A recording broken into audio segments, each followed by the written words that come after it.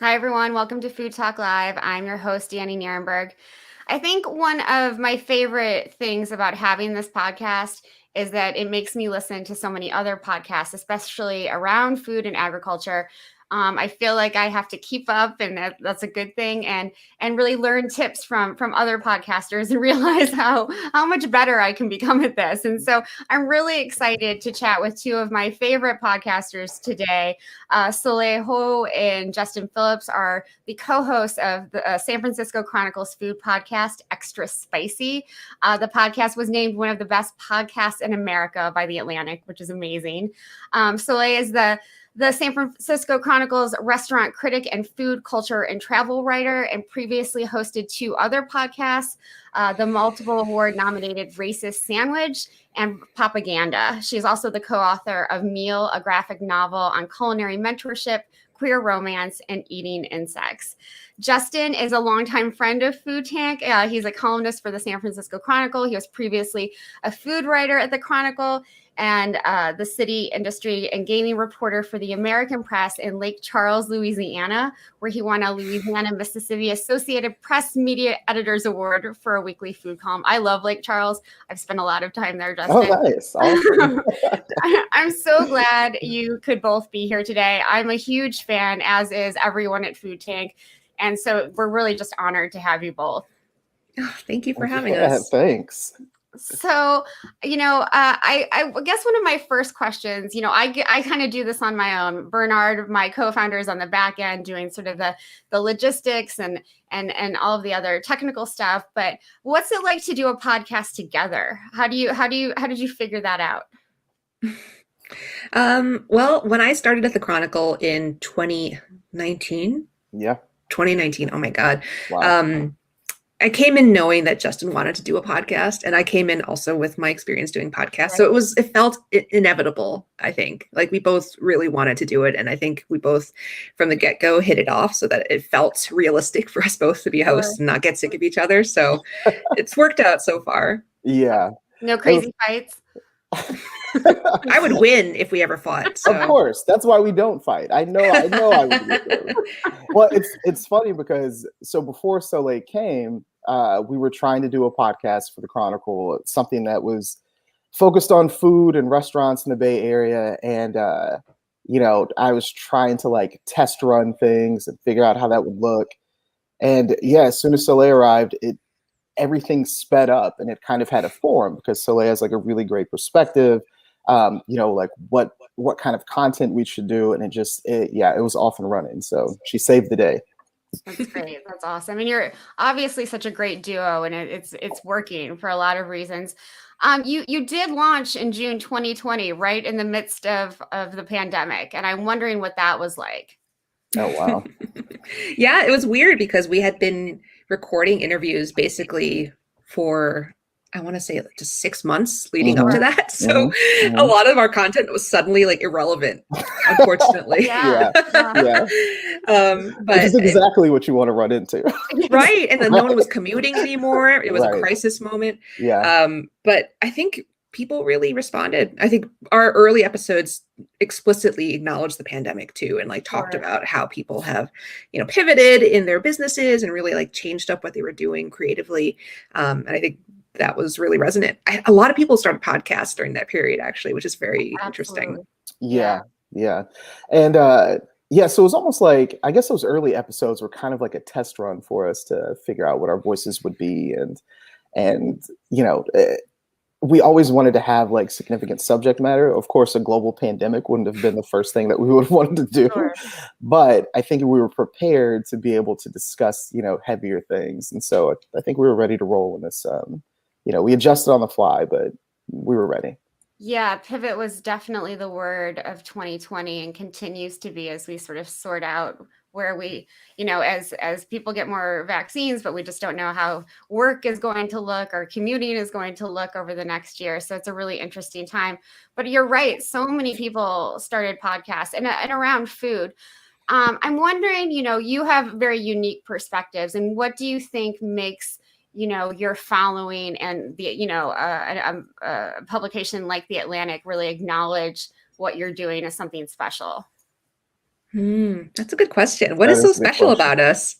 Nothing. I know, but I'd like to hear it from you. Oh man. Soleil, all yours. Well, I think we explicitly speak to a certain, well, like we don't speak to a general audience. And I think that's one of the things that makes us really distinguished too. Sure. We're not as beholden to the kind of the mission of newspapers, right? Which aim purportedly to talk to everyone.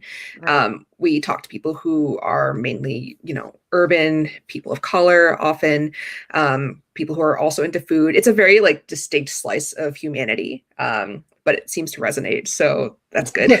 Yeah. Absolutely.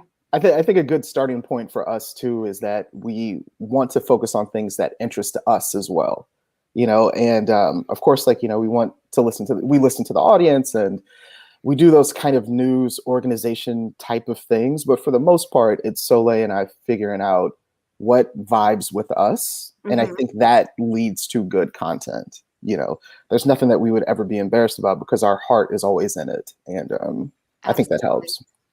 Well, and starting in June, when so much was going on with George Floyd and Breonna Taylor and all of those things, I mean, that had to influence how you were talking about these things in a really real way. Yeah. Mm-hmm. Yeah, I mean, we had a lot of guests who wanted to speak to kind of how the protests of 2020 really manifested in their own work too, and like how it changed their approach to food and restaurants and all of that stuff. So it definitely lended a lot in terms of topic matter. But I think we consciously, the interesting thing too is after the protests of 2020 in that summer, a lot of media outlets had their own sort of like internal like racial reckonings, right? I'm sure Food Tank had some really interesting conversations come out of that as well. And we at the podcast were fine, right? Because like we have had diversity and really like not just diversity as like a sort of we have one of this and this one sort of strategy, but really like talking, like centering Black perspectives, for instance, as part of our work anyway. So it was just, we just kept doing what we were doing. Right. Absolutely.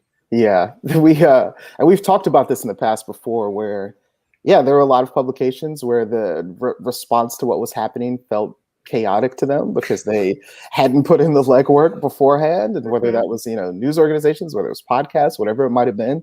But Soleil and I naturally were already in that place. And, you don't want to be ready for things like this, but the good thing that we have, it's great that two people of our backgrounds are working together on something like this because we can navigate these spaces really well. Right. And I mean, our team is diverse beyond just very me and much Justin, so. too. Oh, yeah. We have a Latina producer. We have someone who is like disabled working with us. Like we gut check each other constantly. Yeah. That's really important to have that. Yeah. That's like so important. That's great. And I wonder, so many, you talk about having sort of, Justin has the Black perspective, you have, an Asian perspective, but you also have this perspective around talking about queer folks in a way that, a lot of people don't. And I'm sure that brings a lot of listeners to the show who normally don't hear from one, again, people who look like you, but who have these different perspectives. Yeah, I mean, I think it goes beyond sort of like a monolithic understanding too of like what Black or Asian mean as well, right? Because like I'm a jungle Asian, I'm not like a fancy Asian. By that I mean like I'm Vietnamese, right? Like we Southeast Asians are often left out of these conversations about Asianness and like Asian politics as well. So I think that is also part of it, and I think we operate from a sort of intersectional perspective too, right? I am a queer Asian American Vietnamese woman as well. And I also bring like a class perspective to a lot of things. Like I find labor and talking about labor like really important to what I do as a critic. And so Justin has a lot of really like, I don't want to speak for you, but I know that you have a lot of really, go ahead. we each have very significant things to say beyond our like sort of personal sort of subjectivity. And I think that's a really important part of what we each bring to the show. Justin, can we talk about that labor perspective for a minute? Because I think, of all the things that were unseen before the pandemic, the labor issue is such a one that's so visible now, at least to folks like us who are interested in food. And it's not just, food workers on processing lines.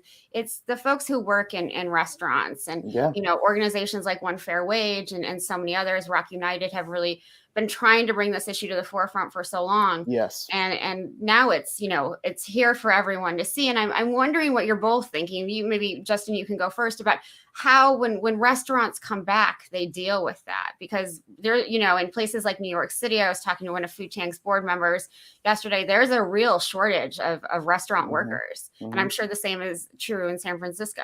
Yeah. It's interesting because the labor coverage. So how am I going to put this? If the restaurant industry was a car, the check engine light had been on for decades. Yeah. So it took a flat tire, like an actual stopping of the vehicle for people to get out and be like, oh, wow, this check engine light is on because of this thing, of this part. And so I think labor was one of those components that why that check engine light was on. And so people would talk about it before, but I think this pandemic really pushed it into focus, because we're also projecting forward about what it'll look like after this. And Soleil, you can, sorry guys. And Soleil, you can speak to this. You can speak to this even more, but I'll say that we've been talking about like the programs that were set up initially to help restaurants get funding during this time, and how they had stipulations in there that made like diversity hires and things like that mandates, right?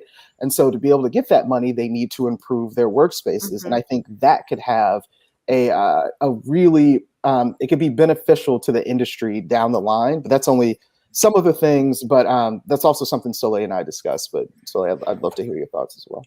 As someone who doesn't know how to drive, I find that car metaphor extremely unrelatable. Do you? I was going to think of another one, but but I think in theory, I understand. I've taken a few taxis, so I get it. You kind of did. You get it. You got it. But yeah, I think what you have here is a situation where so many people in the restaurant industry have been laid off for either permanently or temporarily. And when you have this time, right, you have this time to think, okay, why am I in this industry that is so fragile, right? Like that something, even if you have a boss who like put in their best efforts to keep you working, like it still doesn't work for the most part. And a lot of these people are starting their own businesses, because that's kind of another wave that we've seen. A lot of people are doing pop-ups or like just filing their own business licenses and learning how to make a business plan. And they're bringing that consciousness to their work. Like they're trying to think, okay, how do I make a workplace that is better than what I have been in? And I think the history of chefs replicating sort of abusive situations that they've been in before is being interrupted pretty violently here, in a good way. And I think that is one really positive aspect that's coming out of this too. We've talked to several chefs like Rima Seal, who is trying so hard to redefine what a restaurant is, right? And talk about how to have a worker-owned collective, for instance, and what that might mean for the industry. We don't really know because we don't have that. But we're definitely seeing more food businesses where workers are trying to unionize too. And that's really interesting, like Dandelion Chocolate in San Francisco. We have yet to see what that will result in, but it seems like, more of a sort of labor consciousness is entering the industry. Absolutely. And I think more, and I don't know if I know how to put this articulately, but more of thinking of wait staff and line cooks and the people behind the kitchen door, as real people, putting real actual faces to these people, because I think folks didn't think of them, they were servers and not real folks, and I think that's changing a lot, where people are seeing, okay, these are people just like me who need jobs, who are working really hard, and the pandemic has had a really disastrous effect on them. I mean, I agree, but I also disagree with that idea, because unfortunately I keep hearing from wait staff and chefs and restaurant staff and hosts who have had probably worse confrontations with diners during this pandemic. And you would think there'd be more empathy to go around, but really there isn't. Often they'll remember people who, don't care about masking up around them, for instance. Like if you think someone's a person with a body and with like relatives who love them, who live at home or whatever, like you would probably be more respectful. And so that's a big part of our work too, is that we're hoping to surface those voices Yeah. of people who are in the industry and just give them the sort of interiority and breadth that is so often denied to them in their workplace. Absolutely. Yeah. Justin? No, I'm sorry. Go ahead. That was a great response. I wonder what you both think about, tipping post-pandemic, if that will go away or if we'll go back to this tipping structure. That's a good question. I think it won't happen unless everyone does it. Yeah. They have to do it at once. Otherwise, it's a hard thing to change. It's really hard because everyone will have to basically get more expensive. Yeah. They'll have to agree to get more expensive. Sorry, Justin. No, I was about to say, just to clarify, you were saying that they need to, like, it has to happen to where they have to stop tipping all at once. Like, that was the point that you were making. Yes. Yeah. I think and this is something that we've also, that we've also talked about, which will pop up more into podcasts that we're doing as well. But projecting forward what this is going to look like, I don't know if anyone has like a reasonable answer for that. Like, you never know. And if you even go into the history of like our discussions around tipping and why they're problematic and why we need to get rid of them in the Bay Area, there've been restaurants before the pandemic who tried in their own ways to implement policies where, tipping wasn't allowed, and then they would drop it. And as much as I want to say the pandemic might give people insight into how they could eliminate it completely, we're still going to see those stop and starts after all of this. And so it's hard to tell what it would look like. Yeah, nobody has a crystal ball. And like, I think one of my fears is that we'll lose that really cool restaurant experience that we all enjoy, right? The rise of ghost kitchens, and there'll be less people sort of at front of the house. And, one of the things I'm looking forward to, post-vaccination is going back to restaurants. And I don't know if they will feel the same or I will be as excited. And it's just kind of it's a sad thing to think about because so much of like our lives are spent, celebrating in restaurants. Yeah, I mean, I think there are a lot of people who are poised for things to get back to normal. I mean, we're seeing restaurants open with ambitious plans for their dining rooms, for instance, and like family style meals. So I don't think that's ever going to go away. I think you're still going to find it out there. I think we'll, as a generation, we're all multiple generations, but I think like generally we will all sort of be shocked for a long time and feeling the sort of trauma of this experience. And that will color a lot of our interactions probably until we die. Sorry to get dark.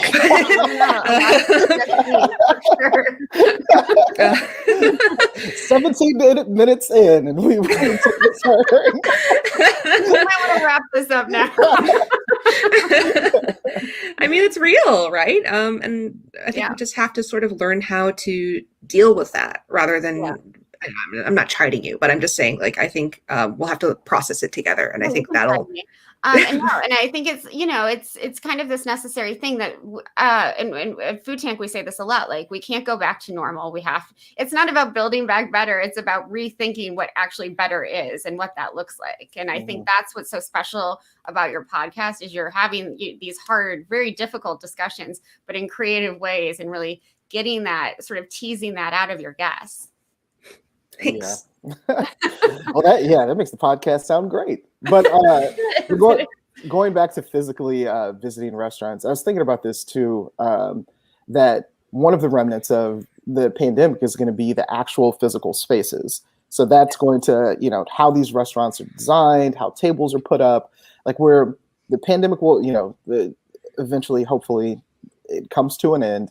But we're still going to see its influence on how we go out and dine. So even if you want to go out, and have those traditional celebrations at spaces that you used to, physically, you probably, it might incorporate like plexiglass shields, or it might not be the tables that you used to have. Like it'll be interesting to see like what that looks like. Yeah, absolutely. Going back to the podcast, I'm wondering if there's something that has most surprised you from a guest. I mean, I can never predict what people will say. And sometimes, there have been really interesting things that folks have said to me on air, but I'm wondering if what you've been most surprised by a guest over the last year or so. That's a really good question. Yeah, that is a great question. I love it when journalists who are actual journalists are telling me I'm asking good questions. It's really that is a nice thing to hear from people. But no, seriously, that's a great question. Soleil, do you want to take a stab at it? Oh, sure. Okay, I can take it. Let's see. I think for me, the most surprising thing has been having a conversation about the word elevate, actually with a Palestinian chef. Where she said she was elevating Palestinian cuisine. And I was like, oh, that's really interesting. Because like often I had these conversations with chefs of color where we sort of denigrate that word, right? We talk about like how everyone else wants to elevate our food and it's like weird and uncomfortable and like hierarchical. And so teasing out what she meant was really fascinating because it was like, for me, intellectually, just, challenging. And it was excellent. It was a really good conversation. That's a good one. That's a good one. I think for me, maybe it's across multiple guests that we've had, but whenever someone goes into an interview with us and they're like, I don't know that much about restaurants or I don't know that much about food, they always surprise themselves because the breadth of knowledge that we all have about this business, even if you don't talk about it all the time or you don't work in the spaces that Soleil and I work, like you still know a lot about it. And just I was thinking about like Roman Mars even going into it and him being like, I don't know if I'm so glad you guys brought me on, or we've had a professional athlete and they all know way more than they realize they know. It just takes them talking about it out loud. I think that's kind of neat. Yeah.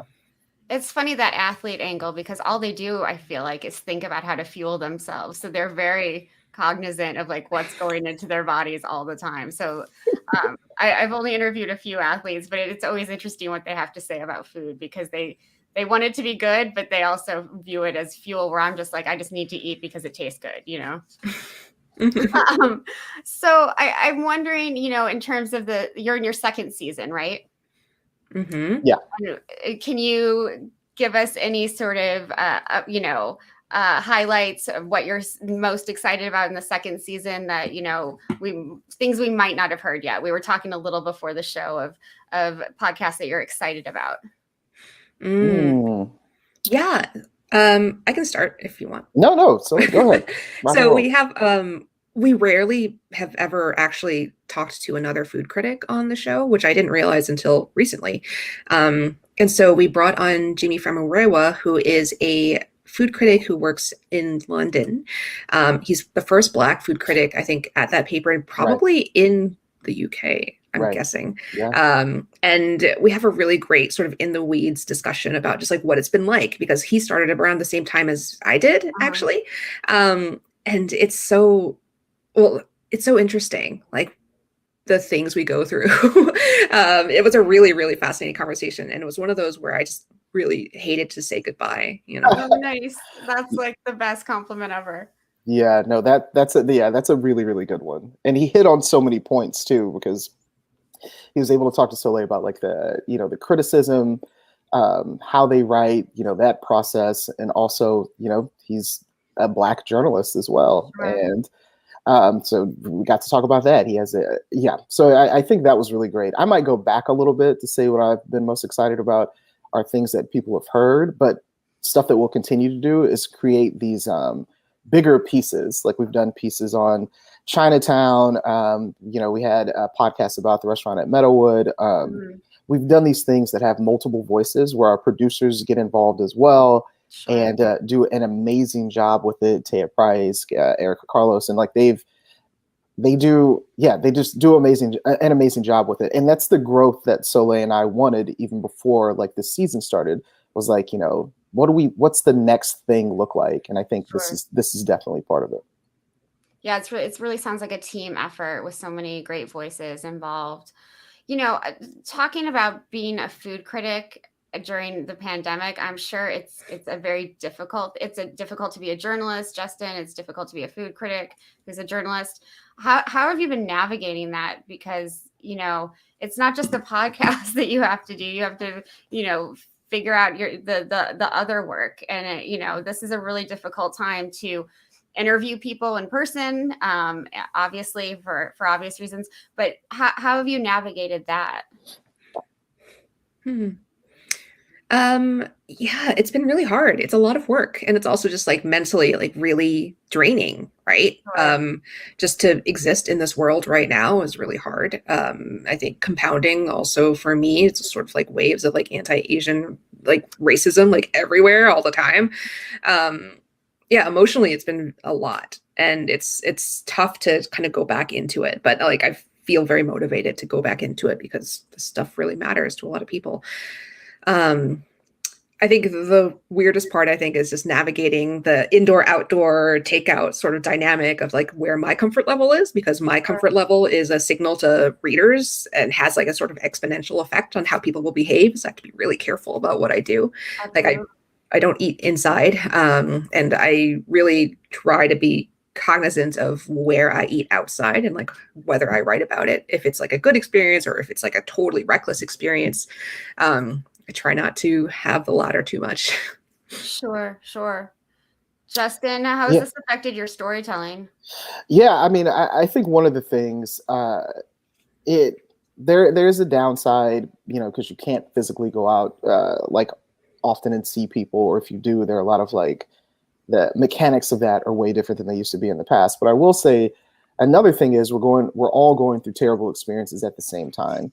So you will have interviews that are way deeper, way more heartfelt with people. You might have access to people who in the past you wouldn't have had access to, because people want to talk right now. Like we're all sharing this kind of lived experience. I And wouldn't have been able to get you if there wasn't a pandemic. You're right. no. But yeah, I mean, it's like, I think that's something that we often kind of forget about, because I tell you what, like when all of this started and everyone was trying to figure out what they needed to do next, some of the best interviews I had didn't even make it into stories, I think, Sure. because they were just people being like, hey, I want to talk. And it's like, let's talk. And so, yeah, I think that's one thing this pandemic has done. Yeah, for this podcast, for what we're doing right now, seeing people get really emotional, leaders of UN organizations tear up on camera. It's been a really, people really have felt this in multiple ways, and things again that I could have never predicted. So it is a really interesting time to be involved in this work. I'm wondering, one of the things that I like to ask everyone is, what's kept you going, over the last, I don't know, how many months are we in now? More than 12, 13 months or so. Around, has it been, this podcast, Extra Spicy? Has it been a particular person? Has it been a book or like music? Is there a particular thing that's kept you both sort of, alive and going? Whoa, that's a deep question. Yeah. The shallow answer for me is Prozac. Nice. Mental health. Yeah, that's amazing. Self-care for sure. I'll say getting a Fitbit, being like, oh, I should probably go out and walk. And by the way, walking is very underrated. It can really clear your head. And I think it took the pandemic for me to be like, all right, I gotta get some fresh air sometimes. I love these honest answers, because somebody usually tells me a book that they've read that I have never heard of, and I feel very dumb. So I'm glad you talked about, Prozac. I'm glad you talked about Fitbit. My Apple Watch has kept me going. Antidepressants are a great thing. So, anything that we all can do to take care of ourselves is great. Mm-hmm. So I want to tell all of our listeners, really, please subscribe to Extra Spicy. It makes such an interesting listen when you're walking and using your Fitbit, Justin, in your house, eating food. It's just like a great way to spend some time and learn about different things. So I really appreciate the work that you all are doing. I want to thank you again for coming on Food Talk with Dani Nierenberg. It's really been the highlight of my month. So thank you so much. A reminder that this episode will also be on our podcast, Food Talk with Dani Nierenberg. And again, please subscribe to Extra Spicy. And I hope folks will join me tomorrow when I'll be talking to Tesha Buss and Matthew Wexler, the writers of the cookbook Community Good. Thank you both so much again, and I hope you stay safe and well.